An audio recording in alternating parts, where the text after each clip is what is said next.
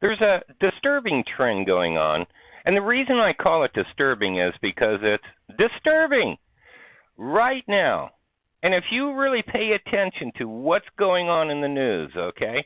And I told you guys, I warned you all, I'm going to be fair about this.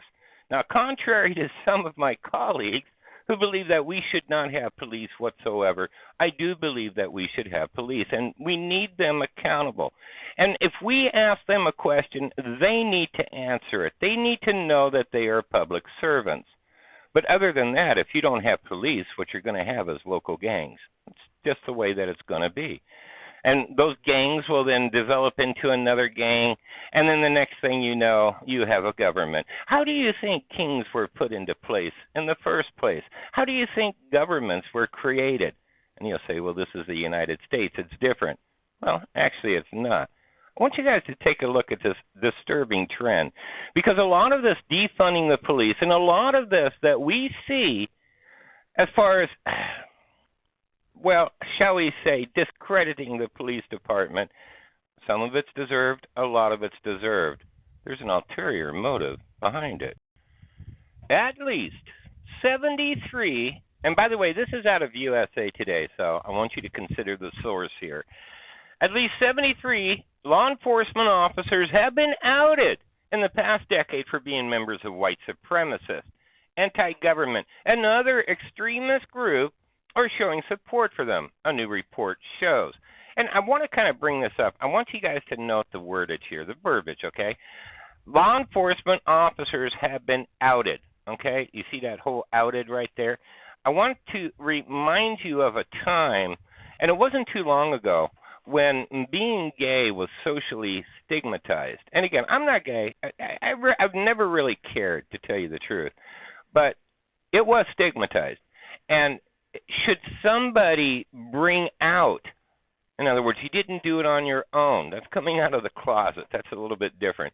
But should somebody bring up and spread the rumor or spread the truth, even if it was the truth, that you were gay, they were outing you. You were outed, okay? So to be outed, you have to be in a socially stigmatized group. I want you to keep that in mind because it's important, or else I wouldn't have brought it up.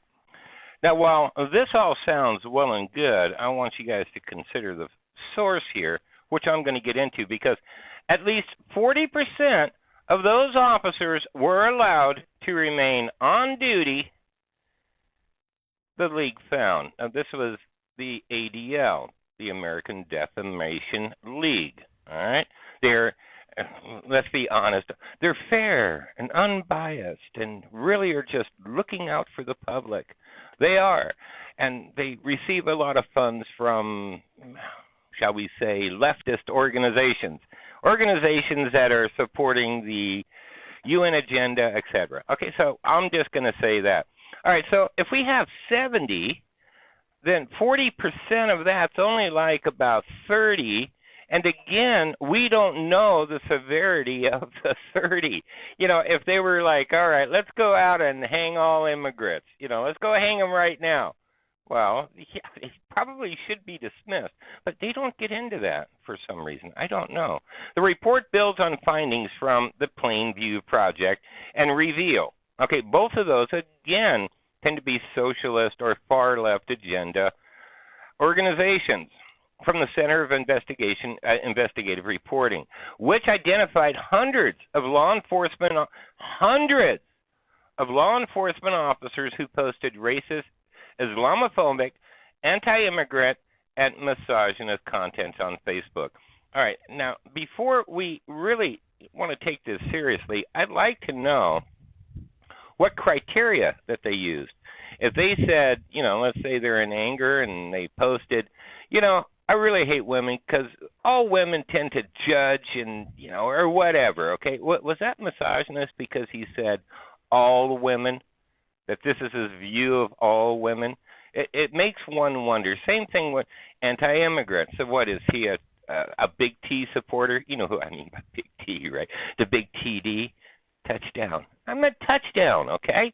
The big TD, Trump, Donald? No.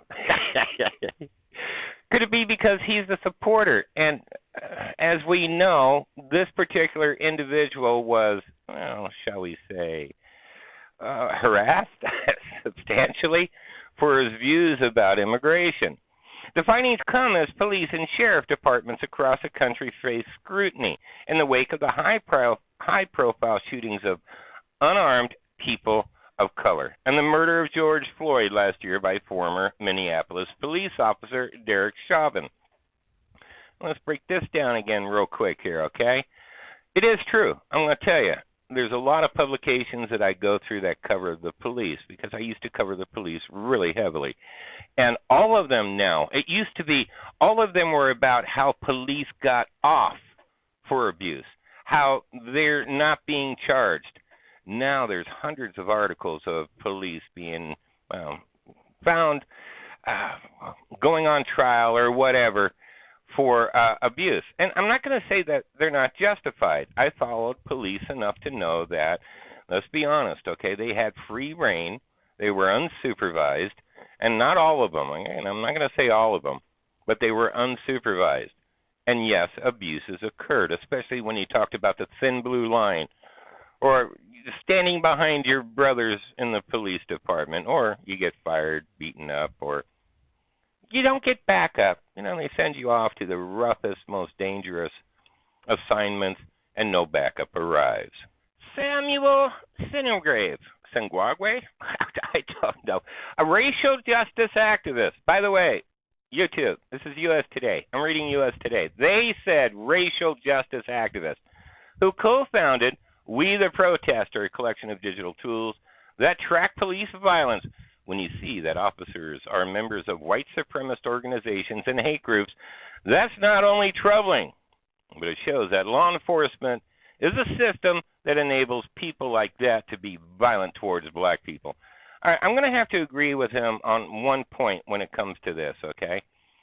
When law enforcement, when you see officers are members of, I am going to have to agree with him that, yes, law enforcement is a system that enables people, meaning police, to be able to abuse their position. Again, it's just the way that it was designed, and yes, that does have to be remodeled. But I want you guys to hang on a minute here because you're going to see who they think is hate groups because that's important.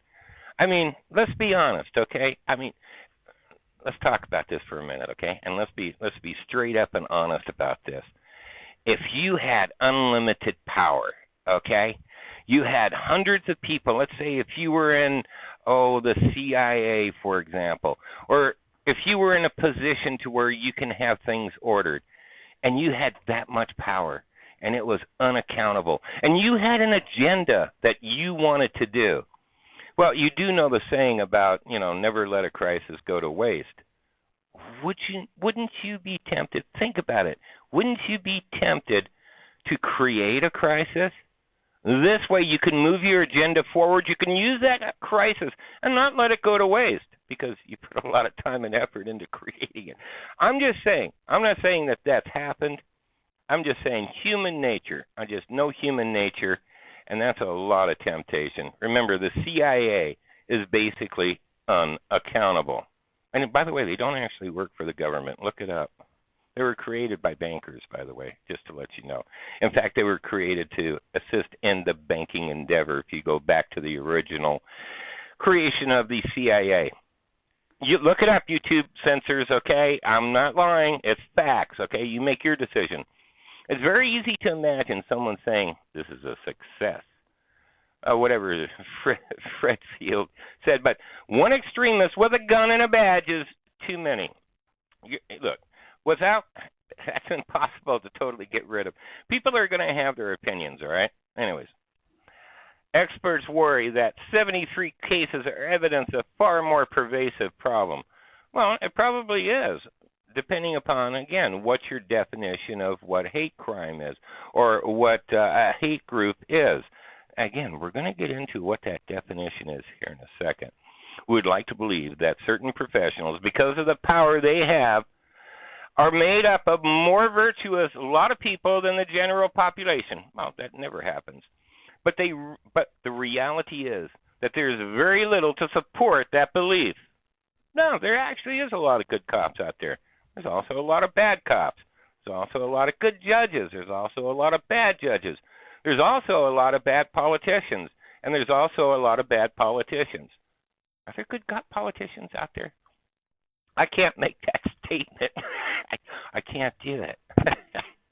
Anyways, virtuous people than the general population, but the reality is that there's very little to support that, said Sarah Vincent, a forensic psychiatrist and associate professor of psychology and behavioral sciences at Morehouse School of Medicine.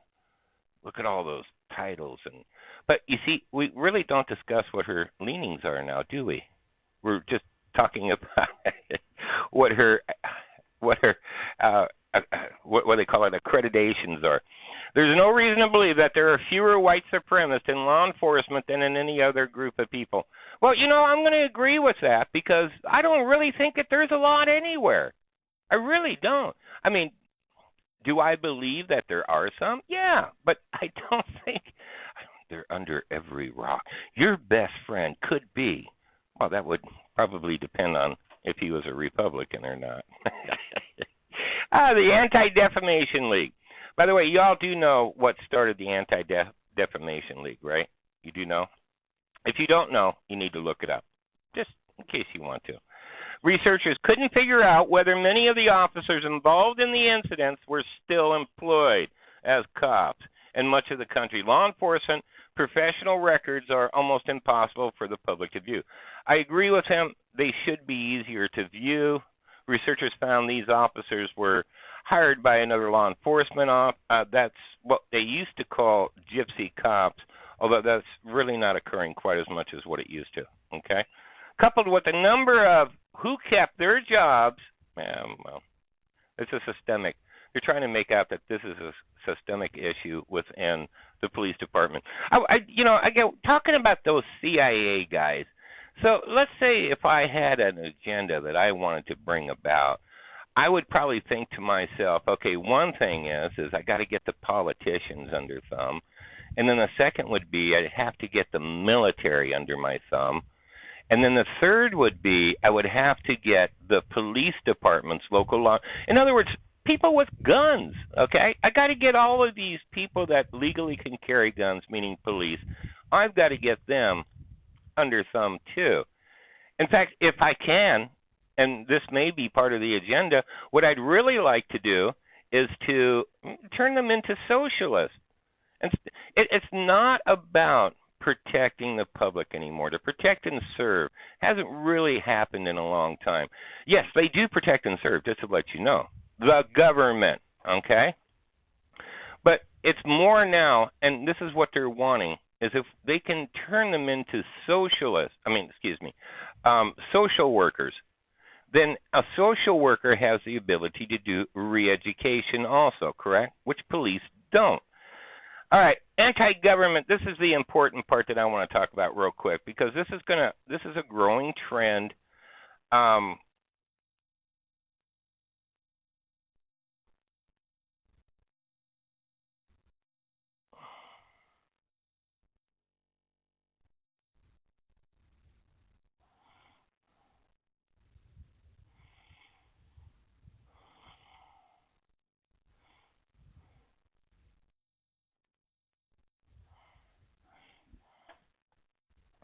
This is a growing trend, and I think you're going to find that a lot of that growing trend is going to stem from January 6th. The report outlines a gamut of incidents which law enforcement officers showed support. You see, law enforcement, like all of them did, okay? Remember, they're talking about 73 out of hundreds of thousands of cops, okay? Law enforcement officers showed support for extremist group officers who openly supported tattoos of anti-government groups. Okay, wait a minute. Most cops are pro-government. Most cops are anti-communist. So are you making the statement then if they're anti-government, they're anti-socialist? Is that what you're trying to say? A sheriff's deputy who was a senior member of the Oath Keepers hate group, bad, really bad, officers who tried to hide their association with the Ku Klux Klan. You know, before the media was making big news about the KKK, they were down to like a couple of chapters. I mean, they're not, you know. The report author concedes that 73 might not seem like many, considering there are hundreds of thousands of law enforcement officers in the country. But Alex said one of the researchers who wrote the report stressed that these are only the cases that were exposed by activists, the media, or the department themselves. You know what? I'm going to tell you right now, those activists are pretty much on top of it. So I'm going to say it's probably a pretty good amount of them. It's very easy to imagine someone saying this is a success, but one extremist with a gun is too many. Well, I already talked about that. All right. Now, this is all cops, according to them. Anti-government groups most popular for cops. Anti-government groups, including Oath Keepers and Three Percenters, were the most common extremist organization supported by law enforcement officers. The Anti-Defamation League found about 40% of the officers examined were connected with these groups, which experts on extremism, who? What experts? Who you're talking about? Let's give me citations. Often categorized as armed, unauthorized militias.